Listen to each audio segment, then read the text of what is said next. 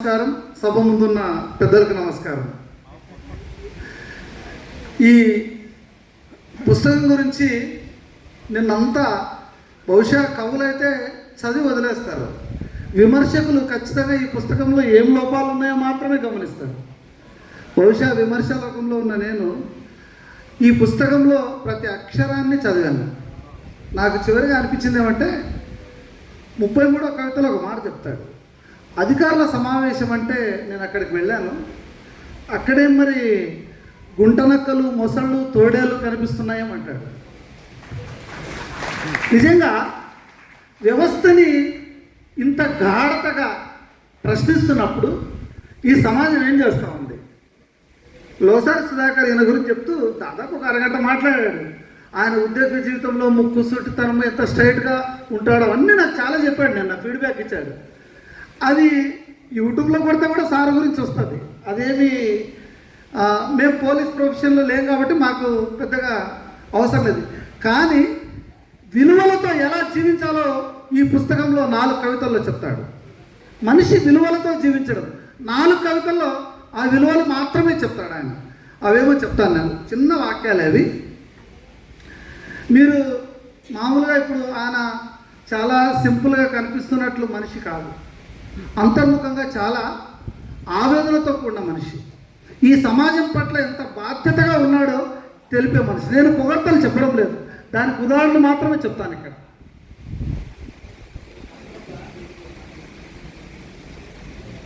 మొదటి కవితలోనే విలువల గురించి చెప్తాడు. మొదటి కవితలోనే, నేను కవితలు మొత్తం చదవడం లేదు, కొన్ని వాక్యాలు మాత్రమే. నమ్మిన విలువల చలువల్లో అప్రతిహాతంగా దూసుకుపోతున్నామన్న ఆత్మవిశ్వాసం ప్రకటించడమే నా ఉద్దేశం అంటాడు. నమ్మిన విలువలతో జీవించడం సాధ్యమవుతుంది, ముఖ్యంగా పోలీస్ శాఖలో అయితే జీవితాంతం నమ్మిన విలువల కోసమే పోరాటం చేశాడు. నిజంగా కవి జీవితం కంప్లీట్గా యుద్ధ మైదానం. ఈ కవిత్వం చదువుతుంటే అర్థమవుతుంది. ఇంత స్ట్రగుల్ని ఎలా భరించగలిగాడు. ఎక్కడెక్కడో కూంబింగ్ డ్యూటీ కూడా చేశాడు, వాళ్ళ మీద కూడా సానుభూతి ప్రకటిస్తాడు కొన్ని చోట్ల. ఎక్కడో యుద్ధం జరిగితే అమెరికన్ సామ్రాజ్యవాదాన్ని ప్రశ్నిస్తాడు యుద్ధం అనే కవితలో. ఎంత గొప్పగా చెప్పగలుగుతాడు. అదే విలువలతో జీవించడం మాత్రమే సాధ్యం గల మనిషి. ఉత్తమ విలువలపై జరిగే చర్చలు నేడెన్ని, ఊసిపోని కబుర్లు, ఊకదప్పుడు ఉపన్యాసాలే తప్ప సమాజ చైతన్యానికి ఊపిరిలూదే ఊహలేవి, ఉన్నత ఆశయాలకు ఊతమేది అని మా నవబంధాలు అనే ఒక కవితలో చెప్తాడు విలువలకు సంబంధించి. నేను వెళుతూనే ఉంటాను, వెలుతురుకై వెతుకుతూ విలువలను నిలబెడుతూ నేను వెళుతూనే ఉంటాను అంటాడు గమనం అనే కవితలో. ఎక్కడికి వెళ్తాడు? విలువలతో మాత్రమే ప్రయాణం చేస్తాడు ఆయన. ఇక నీకు తప్పుగా అనిపించేవి సగటు మనిషికి తప్పనిసరి అనిపించవచ్చు. నీ ఉండే విలువల మేడ చాలామందికి ఎక్కలేని ఎత్తైన గోడ కావచ్చు. ఎక్కలేని ఎత్తైన విలువలతో జీవించడం అంత సాధ్యమయ్యే విషయం కాదు. ఈ కవిత్వంలో అనేక వస్తువులు ఉన్నాయి. ఇక ముఖ్యంగా ప్రధానంగా విమర్శకులు అనుకునేది ఏమంటే కవిత్వానికి కొన్ని నిర్మాణ పద్ధతులు ఉంటాయి. ఈయన తన ముందు మాటలోనే, నాకు చదువు చెప్పిన గురువులంతా తెలుగు సాహిత్యం పట్ల, భాష పట్ల చాలా గొప్పవాళ్లే నాకు చదువు చెప్పారు కాబట్టి నాకు ఈ సాహిత్యం, భాష అబ్బిందని చెప్తాడు. ఈ పుస్తకంలో ఎవరి ముందు మాట లేదు, తన మాటలు మాత్రమే ఉన్నాయి. ఎవరి ముందు మాటలు లేవు. బహుశా సమయభావంలో ఏమో మరి ఎందుకు రాయించలేదో తెలియదు. కానీ అయితే ప్రతి కవిత కూడా దాదాపు 120 కవితలు సమాజ గర్భంలో నుంచి పుట్టిన కవితలే, సామాజిక సమస్యలు లేవనెత్తేటివి. అసలు ఒక చోట కుల వివక్షత గురించి మాట్లాడతాడు. సమాజంలో కుల వివక్షత ఇంత వేళ్ళూరిపోవడానికి కారణమేమని ఒక కవితలో చెప్తాడు. మతోన్మాదం ప్రశ్నిస్తాడు, సామ్రాజ్యవాదం ప్రశ్నిస్తాడు.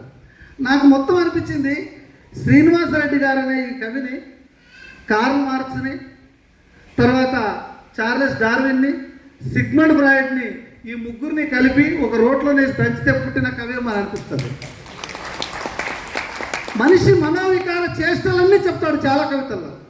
మనోవికార చేష్టలు ఎలా ఉంటాయని చెప్తాడు.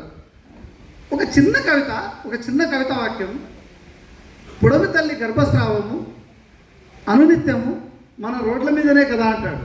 ఎంత గొప్పగా ప్రశ్నిస్తాడు. ఇంతకంటే మానవత్వం ఇంకేముంటుంది.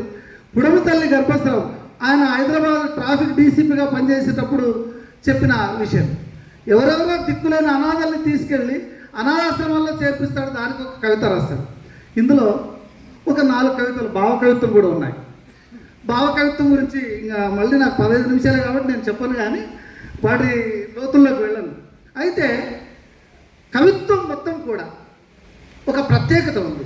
ఏ కవి అయినా ఇది చాలామంది అనుకుంటారు వస్తు ప్రధానమైన కవిత్వం అని చాలామంది అనుకోవచ్చు. నిజంగా 20 వస్తువులు భిన్నమైన వస్తువులు కావచ్చు, దాంట్లో సేమ్ అంటే సింక్ అయ్యే వస్తువులు 1-2 కలిసి ఉండొచ్చు. కానీ ఏ కవైనా అబ్బా ఈ సోషల్ మీడియా వచ్చిన తర్వాత విపరీతంగా పుంకాలుగా కోట్ల మంది కవిత్వం రాస్తున్నారని అనుకుంటాం. కానీ కవిత్వంలో ఎత్తుగడలని కొన్ని ఉంటాయి. ఎత్తుగడలు అన్నవి సాధారణంగా ప్రారంభ వాక్యాలు బాగా ఉన్నప్పుడు ఆ కవిత్వం చివరిదాకా చదివించేలా ఉంటుంది. ఇందులో ఎత్తుగడలు చాలా, దాదాపు ఒక 40-50 కవితల్లో ఎత్తుగడలతోనే సాగింది ఈ కవిత్వం. నేను ఒక చిన్న కవిత చెప్తాను. సమయం విలువ అది సరిపోవడం లేదన్న ఫిర్యాదులోనే దాగుంది అంటాడు. ఇది ఎత్తుగడ. అంటే అప్పుడు ఖచ్చితంగా కవి లోపలికి వెళ్ళి ఇంకేముందో అని చదువుతాడు ఖచ్చితంగా. చీకటి నుండి వెలుగు వికాసానికి దారి చూపేది మార్పు, వెరపును సౌర్యపు మెరుపుగా మలచేది మార్పు, నిస్పృహ నుండి వీరత్వపు నినాదాల నిప్పురవ్వలు కురిపించేది మార్పు. ప్రతి చోట మార్పు అని ఎప్పుడైతే చెప్తుంటాడో కవిత్వము, ఇప్పుడు యూరోపియన్ కవులు దాదాపుగా రిథమిక్ స్టైల్లోనే కవిత్వం రాస్తారు. ఖచ్చితంగా యూరోపియన్ సాహిత్యం నాకు అనిపిస్తుంది. ఈయన పోలీసు అధికారిగా ఉన్నన్ని రోజులు ఉద్యోగాన్ని ఎంత బాధ్యతగా చేశాడో అంతే ఎత్తున పుస్తకాలను విపరీతంగా చదివాడు. అందులో అనుమానం ఏం లేదు. విపరీతమైన పుస్తకాలు చదివితే తప్ప ఈ సాహిత్య భాషా జ్ఞానము రాదు, అందులో సందేహం లేదు. యూరోపియన్ సాహిత్యం చదివి ఉండొచ్చు, తర్వాత భారతీయ సాహిత్యము చదివి ఉండొచ్చు. ఈయన ఒకే ఒక మాట చెప్తాడు. నిజాయితీ నా తుపాకీ, నిర్భీతి దాని లోపలి తోట, గురి అవినీతి అక్రమాలపై, దుర్నీతి దుర్మార్గాలే అది కోరే బలి, దాని లక్ష్యం సమాజ మాలిన్య ప్రక్షాళనం, ప్రస్థానం ఉజ్వల అభ్యుదయం, ప్రతిష్టాపనం చింతలుండని సుస్థిర సంఘం అంటాడు. అంటే ఒక కొత్త సమాజాన్ని కవి కోరుకుంటున్నాడు. ఒక సీరియస్ కవి, మీకు కనిపించే చాలా సాదా సీదా కొత్తకోట శ్రీనివాసరెడ్డి అనబడే ఒక ఐపీఎస్ అధికారి కాదు, అంతర్ముఖంగా గొప్ప కవి దాగున్నాడు. ఆయన కవిత్వ ప్రయాణం ఎలా సాగుతుంది అనేది మనం మున్ముందు చూడాలి. అమ్మగారు కూర్చున్నప్పుడు మా తెలుగు తల్లికి పాట పాడినప్పుడు నాకు అనిపించింది, మా తెలుగు తల్లికి చాలామంది ప్రార్థనా గీతం అనుకుంటారు, చాలా చైతన్య గీతం అది. చైతన్య గీతాన్ని ఆలపించినప్పుడు నిజంగా జాషువా ఒక మాట అంటాడు, కవిని కన్న తల్లి గర్భంబు ధన్యంబు అని. నిజంగా అంత గొప్ప సాహితీవేత్తని మనకు అందించినందుకు ఆమెకు నిజంగా వేల ధన్యవాదాలు తెలపాల్సిందే ఖచ్చితంగా. గొప్ప సామాజిక స్పృహ, సామాజిక చైతన్యం, ఒక విలువలతో కూడిన నిలువెత్తు ఒక రూపాన్ని మనకు అందించడం సామాన్యమైన విషయం కాదని నేను ఈ సభాముఖంగా తెలియజేస్తున్నాను.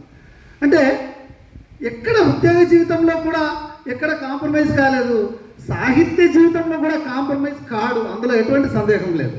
ఇందాక తను మాట్లాడేటప్పుడు అన్నాడు కదా, ఏమన్నాడు గుర్తుంది కదా, ఇంకా చాలా గాఢతతో కూడిన కవిత్వం త్వరలో వస్తుందని.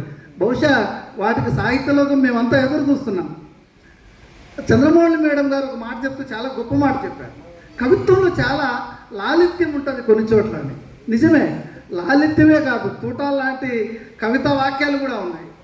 అది అన్ని కోణాల్లో చూసినప్పుడు మాత్రమే అది అర్థమవుతుంది. ఈ కవిత్వం నిండా విలువలు, మానవత్వము, సమసమాజ స్థాపన, కొత్త సమాజాన్ని కోరుకోవడము, నైతికంగా ఎలా జీవించాలని చెప్పడము, మతమౌఢ్యము, కులోన్మాదము, ఈ సమాజంలో ఉన్న ఎన్ని దుర్నీతి ఉన్నాయో అన్నీ ఇందులో చెప్తాడు కవితల్లో. నాకు ఇంగ్లీష్ సరిగ్గా అర్థం కాదు కాబట్టి ఇంగ్లీష్ కవితల గురించి నేను మాట్లాడు, పెద్దగా ఇంగ్లీష్ చదువుకోలేదు. అయితే ఈ సమాజానికి అవసరమైన కవిత్వం నాకు ముందుగా పుంజుతో కానప్పుడు కూడా నాకు ఏంది కవిత, ఈ కవి ఎంత సిల్లీగా పెట్టాడు. పుస్తకం అంతా చదివిన తర్వాత ఈ పుంజుతో కానీ దాని మీద ఎక్కడ కవిత లేదు. చాలామంది దీని మీద కూడా కవిత శీర్షికలు పెడతారు, దీని మీద ఎక్కడ శీర్షిక లేదు. అయితే గొప్ప సాహిత్యాన్ని, గొప్ప కవిత్వాన్ని తెలుగు సమాజానికి అందించినాడు. నిజంగా ఇది హరికిషన్ సార్ మాట్లాడుతూ పోలీస్ అధికారులు చాలా తక్కువ, ఎక్కడ వారణాసిలో ఒక సత్యనారాయణ అని గుంటూరు ఆయన ఒక పోయిటరీ తెచ్చాడు. ఆయన కూడా ఐపీఎస్ అధికారి సత్యనారాయణ గారు. అది ఆయన ఒకటి 2 పుస్తకాలు తెచ్చాడు. కానీ ఆయన పుస్తకాలు కూడా చదివాను నేను. ఆయన కూడా చాలా బాగా రాస్తారు సమాజం పట్ల. అంటే వాళ్ళ ఉద్యోగ జీవితంలో పాపం రాయలేరు, అన్నీ నిక్షిప్తం చేసుకోవాల్సిందే, రిటైర్ అయిన తర్వాత పుస్తకాలు తెచ్చుకోవాల్సిందే. కొన్ని చాలా సర్వీస్ రూల్స్ తలనొప్పులు ఉంటాయి. ఇప్పుడు ప్రశ్నించినంతగా వ్యవస్థని, ఇప్పుడు ప్రశ్నించినంతగా పాలకుల్ని, ఇప్పుడు ప్రశ్నించినంతగా ఇంకా తర్వాత ప్రశ్నించలేము. ఇందులో చాలా ప్రమాదాల్ని కవి కనిపెట్టాడు.